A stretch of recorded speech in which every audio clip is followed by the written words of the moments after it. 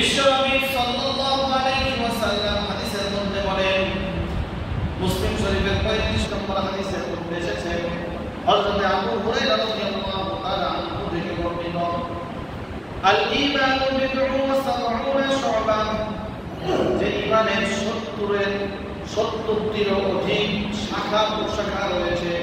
কি বললাম? ঈমানের 70টিরও অধিক শাখা প্রশাখা রয়েছে। ফাদলুহা, তার মধ্যে সর্বোত্তম শাখা হলো কাউলু লা ইলাহা ইল্লাল্লাহ। সবাই বলেন লা ইলাহা ইল্লাল্লাহ।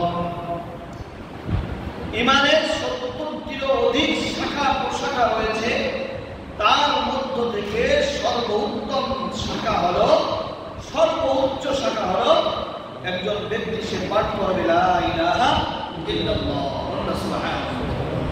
মুহতারাম হাজিরিন,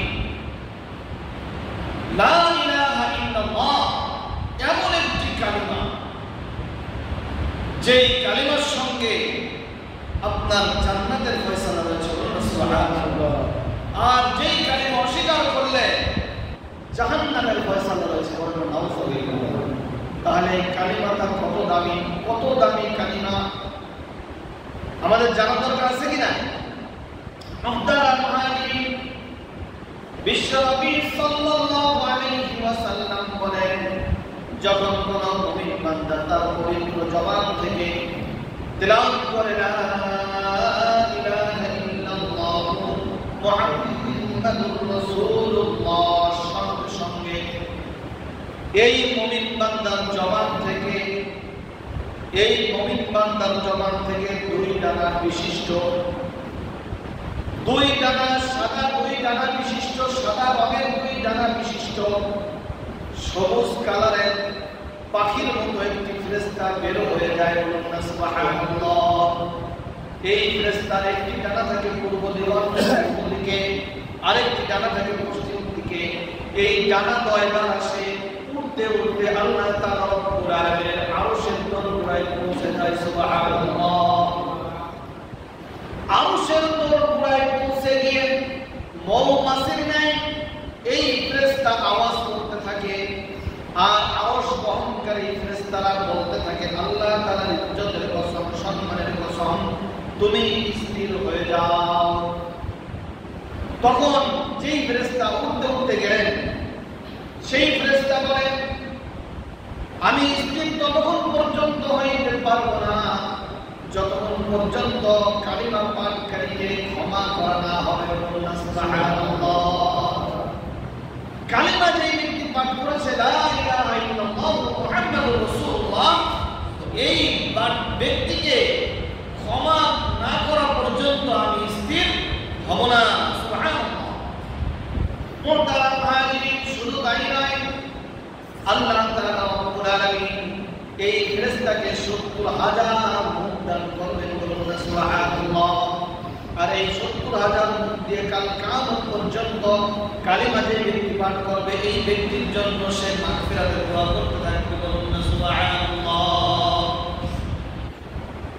শুধু তাই নয়, এই ফেরেশতা কিয়ামতের ময়দানে কালিমা পাঠকারীকে হাতে ধরে সিরাত পার করে সোজা জান্নাতে পৌঁছে দিবে।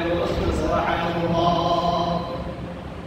সবাই পড়েন না লা ইলাহা ইল্লাল্লাহ, লা ইলাহা ইল্লাল্লাহ, লা ইলাহা ইল্লাল্লাহ মুহাম্মাদুর রাসূলুল্লাহ। শ্রেষ্ঠ কালিমা।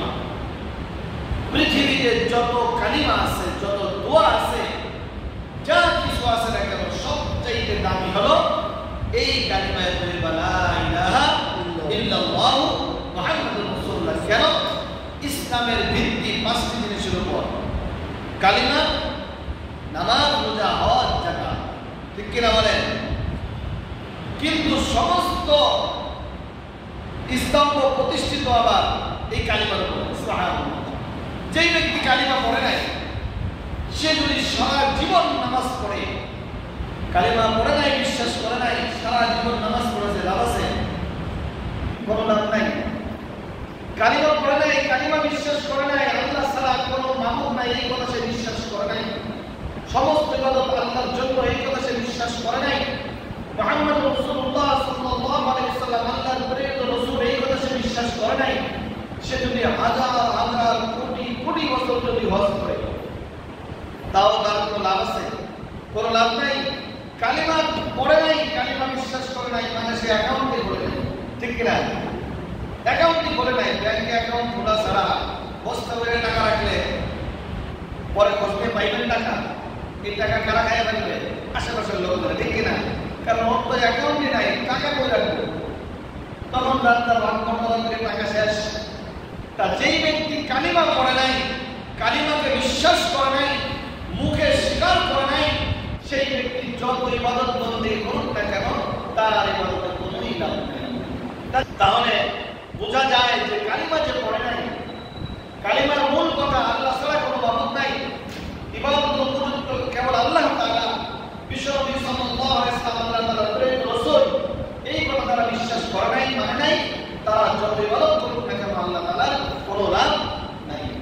সুতরাং কালিমা